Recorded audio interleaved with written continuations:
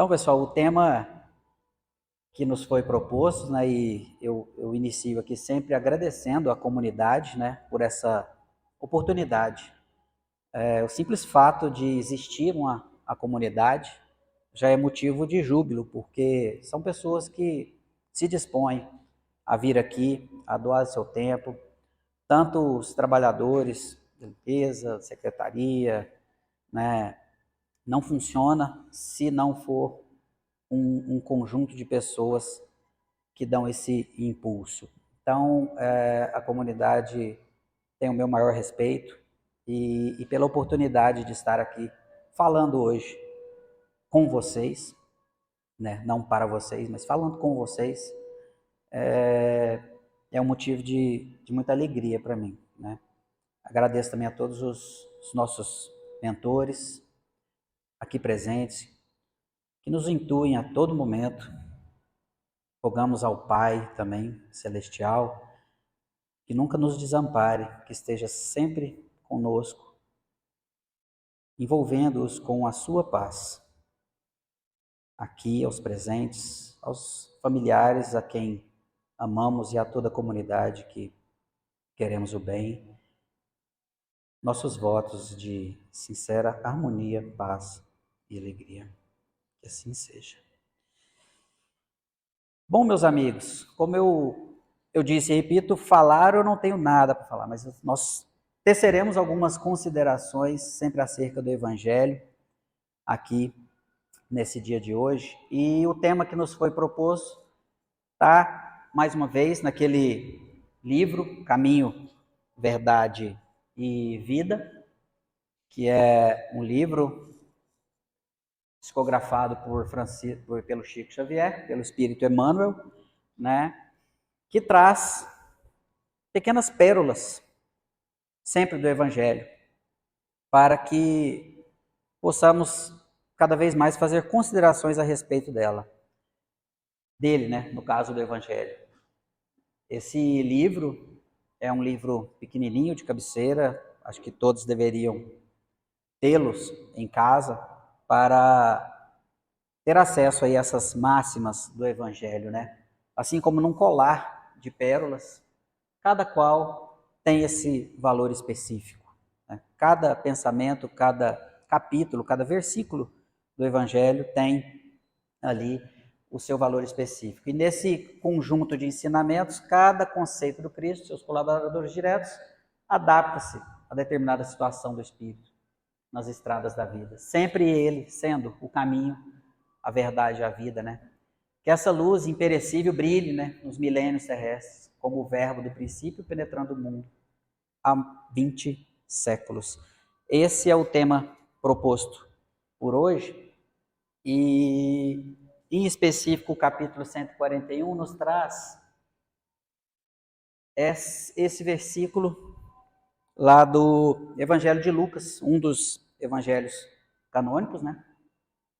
Dos 4 evangelhos do Novo Testamento, chamados ditos canônicos, que guarda uma certa semelhança com Mateus, Marcos e Lucas, trazem muitas semelhanças nos seus escritos, um pouco diferente do Evangelho de João. Aqui São Lucas mostrando uma pintura de Maria, né? Essa pintura é de Guercino, e o versículo que é proposto para hoje, para a nossa reflexão, traz isso. Então começou a dizer-lhes: hoje se cumpriu esta escritura em vossos ouvidos. E para entendermos isso, a gente tem que voltar e, claro, temos que recorrer ao próprio Evangelho para entender do que se tratava, do que ele estava falando, qual era o momento desses dizeres, né? Ali no versículo 17, quando Jesus voltou a Nazaré, já depois de passado toda a infância, a adolescência, ali se preparando para os seus momentos derradeiros, ele volta a Nazaré e se dirige ao púlpito da sinagoga, né?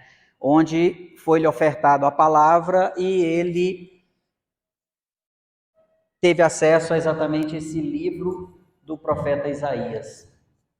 Ele abriu o livro e o que a passagem que foi dada a ele, assim como foi dada a nós aqui uma interação com vocês, foi dada a ele naquele momento, um livro do profeta Isaías, e que dizia o seguinte: o Espírito do Senhor está sobre mim, porque me ungiu e enviou-me para anunciar a boa nova aos pobres, para sarar os contritos de coração, aqueles que tinham um remorso, que seja, em seu coração, né? Para anunciar aos cativos a redenção, aos cegos a restauração da vista, para pôr em liberdade os cativos, para publicar o ano da graça do Senhor. Ele só disse isso. Foi essa as palavras dele. Pequenas, poucas, esparsas palavras, mas de uma grandiosidade imensa, né? E como nós teceremos comentários acerca disso, assim como naquele livro Cartas de Cristo, já ouviram falar? Cartas de Cristo, não tem autor, porque uma freira que ficou reclusa por 40 anos e que recebeu essas cartas diretamente de Cristo, ela não publica a autoria, ela não se deu por deixar que fosse publicada a autoria dos livros. Mas a exigência, tanto do Cristo quanto dela, é que ele fosse publicado tal qual fora dito em psicografia. E foi até uma briga com a editora, porque a editora queria editar o livro daquela forma, para que ficasse mais apresentável, para que ficasse nos ditames daquela editora, e o livro é todo, quem leu, quem já viu, sabe que ele é cheio de negritos, cheio de itálicos, cheio de observações, cheio de aspas, porque era assim que era para ser dito, porque conforme a palavra dele, a gente passa o olho e não dá a real importância para, às vezes, aquela palavra. Nos dias de hoje, com a velocidade do conhecimento e das informações, a gente não tem dado muita importância, e cada vez menos, ao teor da palavra, ao teor das frases, ao que consta ali, ao que as pessoas se fazem entender por, você entendeu o que eu quis dizer. Não, o que se quer dizer tem que ser dito da melhor forma possível, para que se possa aproveitar cada vírgula, cada pausa, cada respiração. Ela contém informações, às vezes, mais importantes do que a própria frase. Um olhar numa frase, às vezes, traz mais do que o próprio escrito. Sigamos. Nesse contexto, eu me recordo de Simeão. Simeão foi aquele mesmo que, tratado no Evangelho de Lucas, mas aí no capítulo 2, quando do nascimento do Cristo, o visitou na própria manjedoura. Ele é citado no Evangelho de Lucas, ali no capítulo 2, e em um dos livros, A Graça da Doutrina Espírita, que ela traz uma variedade muito grande de informações, de literatura. Simeão, antes da sua morte, ali com Cristo aos 5, 6, a gente não sabe, só é dito que ele era criança ainda,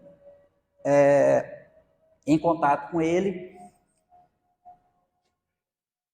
fez várias perguntas para ele, porque já sabia de quem se tratava, aquela figura altíssima, né, aquele ser de inesgotável luz, e tinha vários questionamentos para aquela criança. E ele o fez assim, antes de morrer. E várias perguntas foram ditas. Por que você escolheste a palha, Senhor, em vez de um leito macio, de um leito confortável? Por que também não nasceste vestido de púrpura? Por que você não escolheu as graças do império, um lar digno, um lar da nossa maior elite, né? Por que não nasceste também na linhagem de Augustos, trazendo para os dias de hoje? Por que não viestes com o sobrenome Bill Gates, Elon Musk, talvez, que lhe conferisse uma notoriedade maior, né? Por que também, Senhor, sendo dessa forma, como pretendes advogar a causa do Pai? Como pretende advogar a causa do povo de Israel? Se não és conhecido, se não serás conhecido, como farás ti para ser reconhecido entre o povo, né? Também porque não vestistes a toga da magistratura, porque não se fez um magistrado? Sua palavra teria mais alcance dessa forma, muito mais, né? E por acaso escreverás livros, circulará entre os poderosos, realizará discursos eloquentes que farão calar oradores de Atena e de Roma? Ou por acaso edificarás algum templos de pedra, né? Jesus, naquela infância marota, apenas levantou sua mão direita e tocou o coração e o peito de Simeão por 3 vezes e não disse nada. Foi preciso o desencarne de Simeão para ele entender que Jesus não tinha vindo para falar a nenhuma dessas pessoas, ele tinha vindo a falar ao coração do povo. Esse era o recado do Pai aos 5, 6 anos de idade. Eu não vim falar aos magistrados, aos templos, aos poderosos, aos imperadores. Eu não vim erguer templos, eu vim falar ao coração do meu povo. E ele disse, e disse muito. Naquela época ele tinha, assim, uma verdade estranha, uma moral estranha, assim dizendo. Tanto que no Evangelho segundo o Espiritismo tem um capítulo dedicado a esse título, estranha moral. Sim, Jesus naquela época falava em odiar os pais, em abandonar pai, mãe e filhos, deixar aos mortos o cuidado de enterrar seus mortos. E que ele também não veio trazer a paz, mas a divisão. Lendo com a conceituação, com o entendimento que temos hoje, é estranho. E era estranho naquele tempo e estranho hoje. Mas precisamos entender com os ouvidos daquela época, né? E talvez a interpretação e a tradução dos escritos antigos, em algum momento, perde alguma conceituação, né? Claro que conhecendo o amor e conhecendo a grandiosidade do Pai, ele jamais intencionaria que odiássemos os nossos pais, né? Mas abandonar pai e mãe, que pode-se dizer por isso, que você, para seguir o Pai, você tem que seguir o seu caminho próprio, o seu caminho. Espíritos únicos que somos, viemos por um pai e uma mãe, e sim, devemos honrá-los eternamente. Mas para seguir, somos únicos. E a nossa caminhada também é única. Recorremos aos pais, aos familiares, aos amigos, aos irmãos, à comunidade, à cidade, ao país que nascemos, mas enquanto espíritos, somos únicos. Estranha era essa moral naquela época e hoje, até hoje, né, 20 séculos depois, estranha ainda é essa moral. Porque pensamos juntamente aqui, onde ele diz que não há males que não sejam perdoados. Entendemos isso hoje? Estranho. Que ninguém encontra-se divorciado da paternidade divina. Também é estranho ouvir isso. E que devemos, amigos, amar até os nossos inimigos. Hoje, se não damos conta de amar nem os nossos amigos, né? Há 2000 anos, uma mensagem dessa soaria por demais estranho. Mas essa era a moral do Pai. E saltando um pouco, indo ao Evangelho de João, lá no seu capítulo 16, ele diz que eu vim para que em mim vocês encontrem a paz. E quando a gente fala dessa paz, não é uma paz que a gente está acostumado. Quando ele fala em mim, a gente entende que existe uma paz fora dele, né? E essa paz é uma paz diferente, é uma paz que nos dá conforto. É aquela paz de quando a gente adquire um carro, aquela paz que nos dá quando a gente adquire nossa casa, aquela paz que a gente tem quando o nosso filho realmente passa na universidade. E essa paz, ela é uma paz efêmera, ela acaba no primeiro boleto, né? Na primeira prestação do financiamento. Quando você pega o carnê do carro, em 48 meses, essa paz foi embora, antes da segunda, né? Ele não falava dessa paz. Ele não queria dizer dessa paz. A paz que ele procurava era uma paz nele, uma paz em si, uma paz sendo ela por ela. Não era essa paz. Isso mais tarde a filosofia trata também, e a gente mais para frente vai falar dessa efemeridade desses discursos, dessa paz. Caminhemos também, meus amigos. Ele veio para que nele encontrássemos essa paz. E ele completa, ele caminha nesse mesmo capítulo de João, ele diz que no mundo tereis aflição. Ele já alertava. Eu vim para que encontrais em mim a paz. No mundo tereis aflição. Mas tenham coragem, tenham fé. Eu venci o mundo. A grandiosidade desse versículo é tamanha e eu penso que a gente poderia conversar aqui durante uma semana somente sobre esse versículo, de tudo que ela traz. Mas eu me atenho a esses princípios de encontrar a paz em si e de que no mundo nós teremos aflição, e temos, e teremos, e continuaremos a ter.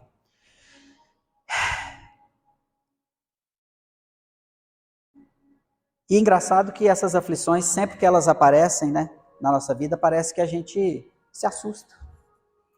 A gente estranha, né, quando fala assim, nossa, meu pai faleceu com 65 anos. Opa. Com 65 anos, que ruim. Nossa, ruim. Ele durou 65 anos, né? Fulano morreu com 70. Nossa, ele durou 70. Beltrano foi-se embora com 30. Nossa, ele durou 30. Porque assim que a gente nasce, o que nos falta é só morrer mesmo. É isso mesmo. Ouvimos isso todos os dias. A única certeza que temos depois do nascimento é a morte. O que fazer neste caminho é que é a vida. E talvez por isso que estejamos aqui, reunidos, né? Tentando entender o que nos traz aqui. Cada um, eu imagino, que tenha o seu universo, né? Cada um traz consigo seu universo. Um dos meus filósofos favoritos, Arthur Schopenhauer, um filósofo alemão, diz isso, que cada ser é um universo à sua vontade e representação. E esse mundo é nada mais, nada menos do que uma representação do que você pensa. Então, o meu mundo é diferente do mundo do Flávio, o meu mundo é diferente do mundo do Paulo. As minhas necessidades e principalmente as minhas vontades, que é o que move, são diferentes, muito diferentes. Sim, trazemos muitas aflições na vida, né? Mas ele completa, né? Tem de bom ânimo, coragem. O que importa nessa vida é a caminhada, o que fazemos desde que nascemos até o momento do nosso desencarne é o que importa, é o que fará de você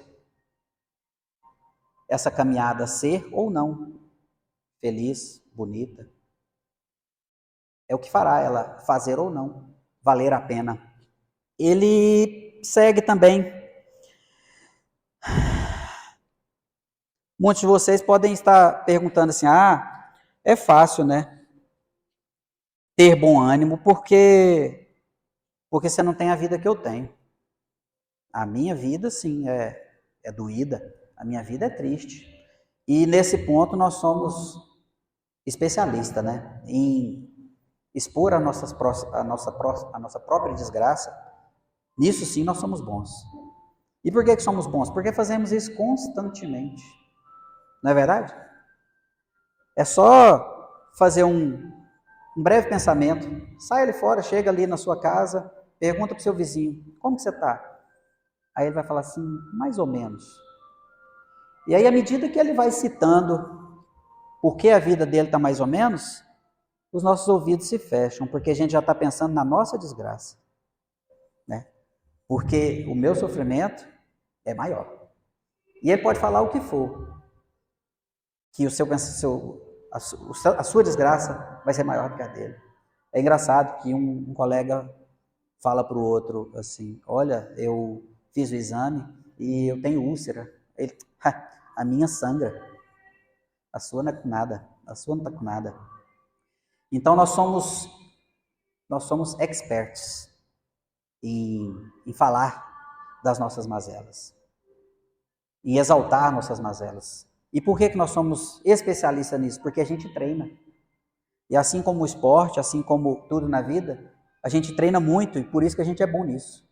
A gente fala constantemente das nossas mazelas. A gente está constantemente reclamando da nossa vida.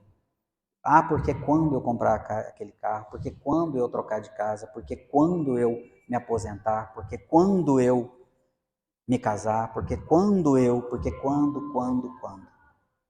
Nisso nós somos especialistas. Adiantamos também, e é sempre assim? Precisa ser sempre assim? Tanto o pai veio e disse, tendes bom ânimo, porque eu venci a vida. Eu cito um outro exemplo, talvez dois e inúmeros exemplos. Chico Xavier. Eu penso que a maioria de vocês tem acesso à internet, pode chegar em casa, pegar o próprio telefone ou computador, digitar no Google Francisco Cândido Xavier. Vai aparecer inúmeros vídeos, inúmeros, milhares de vídeos, tanto do início da vida espírita do Chico, quanto vídeos mais avançados. Mas eu desafio alguém a encontrar um encontro, uma entrevista, uma palestra em que Chico tenha se exaltado em suas palavras, tenha dado uma má resposta, tenha dado uma resposta mais áspera. E nós não estamos falando aqui do Serginho, do Ramatiz, falando para vocês aqui na comunidade espírita, onde todos aqui talvez tenham o mesmo tipo de pensamento ou, quiçá, semelhante ao meu, né, ao nosso. Chico falava para uma plateia que estava constantemente querendo deflagrar nele o charlatanismo. O tempo todo ele era testado e provado nessa sabedoria para que ele fosse tido como charlatão. E não descobrimos um vídeo que ele tenha sido mais áspero, né? Talvez ele tenha lido em algum momento da sua vida esse versículo, né? No mundo tereis aflição, mas tem de bom ânimo, eu venci o mundo. Outro exemplo também que vocês podem encontrar na internet é daquele do Jerônimo de Mendonça, o gigante deitado, né, Flávio? Flávio conhece muito, por isso que eu cito ele toda hora aqui. A história de Jerônimo é também bastante interessante. Rapidamente eu falando, para não me alongar, vocês também podem ter acesso aí à história dele muito mais completa do que eu passo para vocês, mas era um jovem que tinha uma compleição física, digamos, magnânima, né, e se exacerbava muito disso e gostava muito dos filmes do Tarzan. E ele, toda vez que olhava no espelho, falava assim, mas você tá bonito, hein, rapaz? Ei, mas caboclo forte, musculatura, e batia no peito, né? E vaidoso. A literatura não diz se é Se é um karma instantâneo, né? Provavelmente não, né? Provavelmente já teria visto com esse planejamento reencarnatório, mas em certa altura, ele ainda na juventude, ele vai a um centro espírita e chega uma psicografia. Ele não ia nesse centro espírita, foi a primeira vez que ele se encaminhou lá, e ele nem sabia, né? Talvez como nós aqui, o que fazemos aqui, cada um com sua intenção. E ele sentou no final das cadeiras, e a direção não sabia o que fazer com uma carta que chegou, mas que não tinha endereçamento, mas a própria espiritualidade havia informado: leia essa carta, que de quem ela for, saberá de quem ela é. E a mensagem que estava nessa carta era exatamente essa. Essa carta era para o Tarzan, né, Tarzan? E a mensagem que vinha nessa carta era: segura no cipó da fé que você vai entrar na selva da dor. A espiritualidade tem bom humor.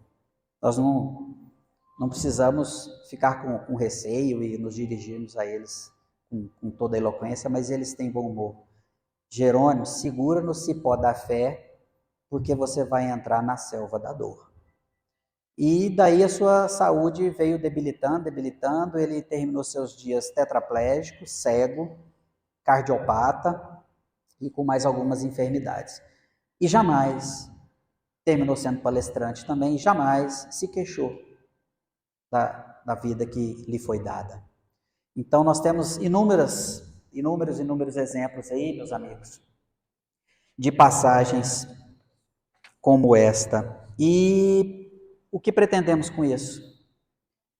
Que devemos ter paciência. Tanto com o que a gente tem no caminhar da vida, quanto o que ainda virá. Cada um de nós, gente, ouve sempre, e o evangelho é o mesmo para todos. A mensagem é a mesma.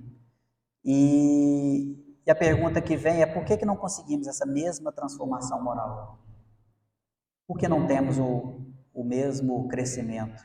E a resposta está exatamente no que nos traz aqui, cada um de hoje. Uns aqui estão por curiosidade de chegar no centro espírita, mera curiosidade. E não tem nada de errado nisso. Algumas outras pessoas estão aqui, talvez porque uma pessoa insistiu para que viesse. Também está tudo certo. E essa terceira e mais comum, sempre para resolver algum problema. Basicamente material. É o que mais nos afeta. E está tudo certo. Cada um sabe onde seu calo aperta. Tanto que essa transformação é individual, tanto que somos espíritos únicos, porque cada um sabe aonde seu calo aperta. E nós nos desfazemos e não temos a mínima intenção de menosprezar nenhuma dor. Tanto que o lema, o princípio da nossa comunidade é: toda dor importa. A sua dor importa, a dor do colega importa, e a minha dor também importa, porque ela é minha e só eu sei como ela dói. E pessoal, enquanto viermos exclusivamente para transformar essa moralidade que temos, qualquer motivo estranho a esse, qualquer motivo desse é um atalho. É um atalho equivocado que não leva a lugar nenhum. Porque essa transformação, ela é íntima. Então o que eu faço, Sérgio? O que eu tenho que fazer para melhorar moralmente? Eu não faço a menor ideia. Mas eu tenho dicas valiosas. E a doutrina espírita traz dicas maravilhosas de reforma íntima, de estudo constante. Lúcia Helena Galvão, outra filósofa, fala que o nosso crescimento tem que ser sem pressa e sem pausa. Sempre caminhando, um dia depois do outro, um dia depois do outro. As melhoras não vêm do dia para o outro, tanto quanto as piores. As dores nos vêm primeiramente espiritualmente, depois elas aparecem no corpo, e não é do dia para a noite, né? Nunca é. Tudo é uma construção. Caminhamos para frente e a dica, ou talvez o princípio que nos move, seja sempre esse, né? Eliminar vícios e adquirir virtudes. Cada vício que a gente vai deixando, a gente vai automaticamente equilibrando a nossa vibração. Um vício a menos, uma virtude a mais, um vício a menos, uma virtude a mais, uma virtude a mais, um vício a menos. E assim a gente vai caminhando. Enquanto ainda estivermos nessa superficialidade, né? A gente vem na casa espírita e a ideia basicamente é essa, né? Chegar no centro espírita, chegar no médium, para o médium chegar no espírito e perguntar para ele por que a gente sofre. E o que eu fui na outra vida? Isso são as perguntas que a gente mais ouve aqui. Dentre as curiosidades que tem das pessoas que não estão ainda adeptos da doutrina espírita, são esses questionamentos que a gente mais ouve. Por que a gente sofre? E o que eu fui na outra vida? Gente, isso muda alguma coisa? É nos dado o esquecimento exatamente para isso, para que não saibamos o que fomos na outra vida. Seria muito interessante a gente saber que fomos uma pessoa boa, que fomos um pai presente, que fomos mães zelosas, né? Que fizemos a diferença no mundo, que talvez tenhamos descoberto algo valioso para a ciência, que talvez tenhamos publicado algum livro que fez a diferença, quiçá em uma pessoa, que tenhamos feito bem e evitado um suicídio, que tenhamos acalentado um amigo que se desvencilhou de um vício. Mas não, temos também o risco de visualizarmos que fomos assassinos cruéis, né? Amigos traidores, maridos traidores, mulheres adúlteras. Corremos o risco de ter acesso a tudo isso. Daí a grandiosidade do esquecimento, da reencarnação.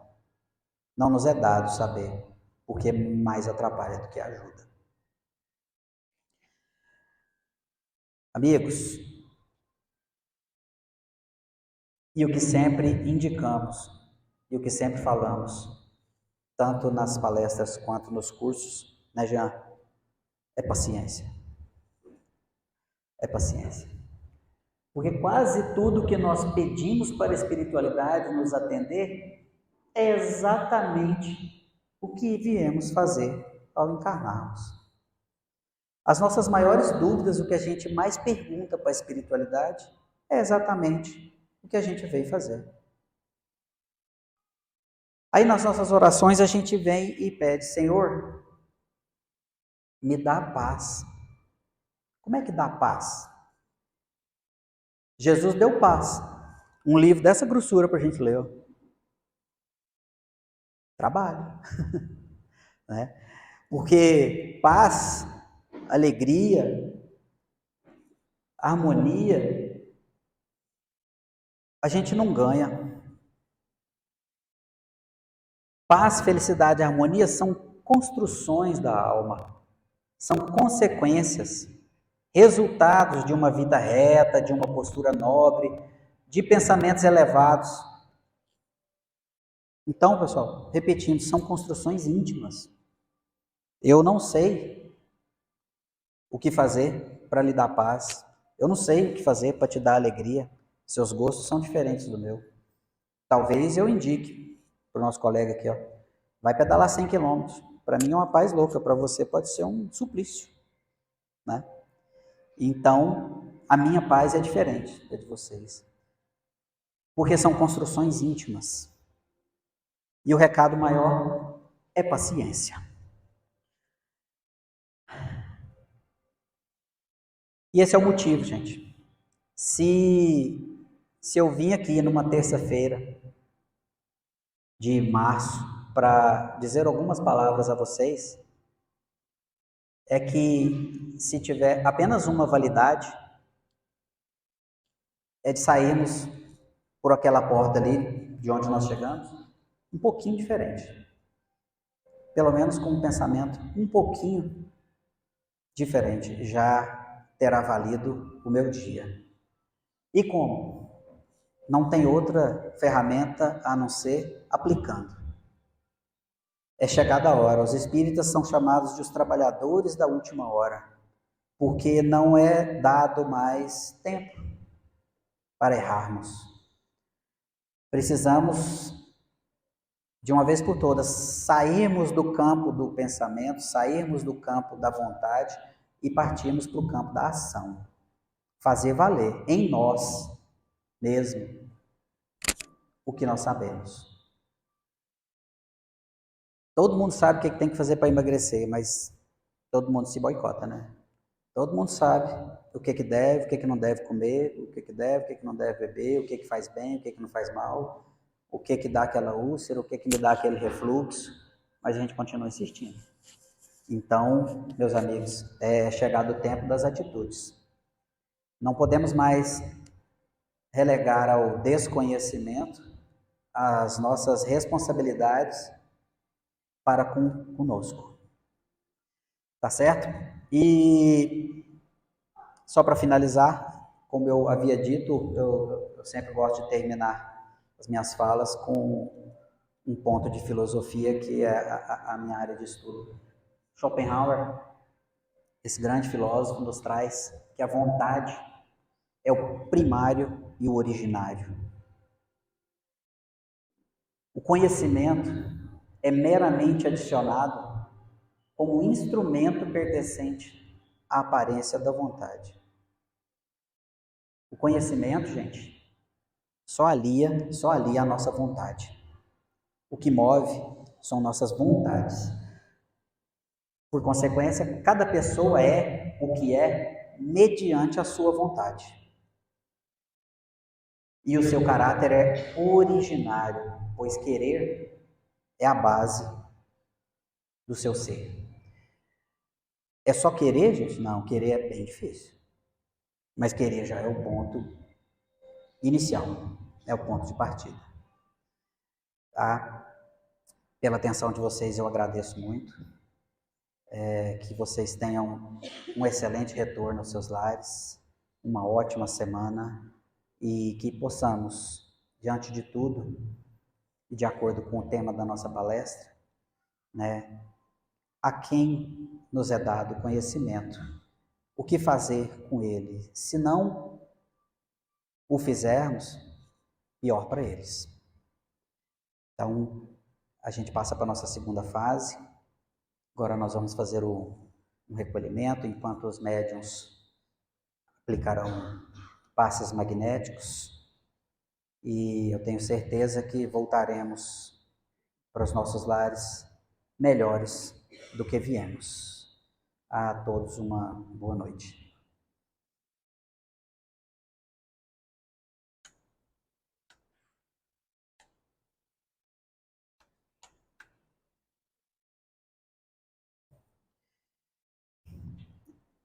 Enquanto os médiuns vão aplicando os passes individuais, nós recolhemos os nossos objetos do colo, firmamos nossos pés no chão,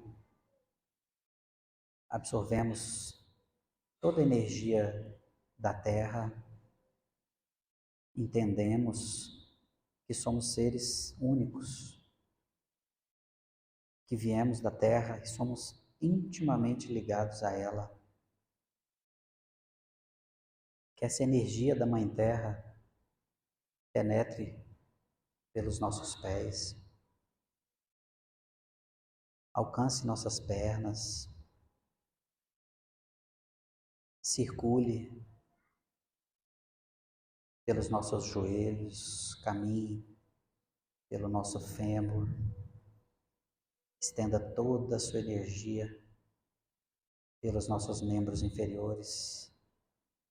Que essa energia da Mãe Terra tenha o poder de alcançar nosso quadril. Nos sentimos seres móveis, seres andantes.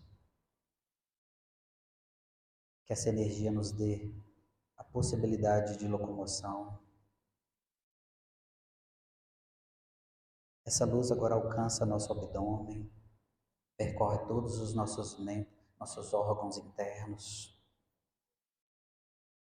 limpa o fluxo energético, nos dá vitalidade, nos dá capacidade de circulação, de filtragem, de excrementos. Essa luz sobe, percorre e chega ao nosso peito, chega ao nosso coração. Nós o sentimos pulsar com vigor, com força. Que esse sangue alcance cada ponto do nosso corpo, desde o alto da nossa cabeça à ponta dos nossos pés. Continuamos a caminhada e chegamos ao nosso pescoço. A energia da fala, a energia que nos faz expressar com o mundo. Que ela seja radiante e limpa. Alcançamos também agora a nossa fronte. E no exato ponto entre nossos olhos, imaginamos essa luz azul, a luz divina, a luz do Pai que nos penetra e nos preenche. Essa luz é capaz de filtrar nossos pensamentos, interceder em nossas vontades, nos fazendo seres melhores, nos fazendo ser. Ao ponto que essa energia chega também no topo da nossa cabeça. Esse é o ponto onde toda a energia divina, onde todo o fluido cósmico universal nos banha. E de fato somos banhados por essa luz violeta, que transcende, transmuta nossos pensamentos, nossos maus pensamentos, nossos pensamentos densos. Eles não têm força para persistir em nós. Porque a força divina é incomparavelmente superior.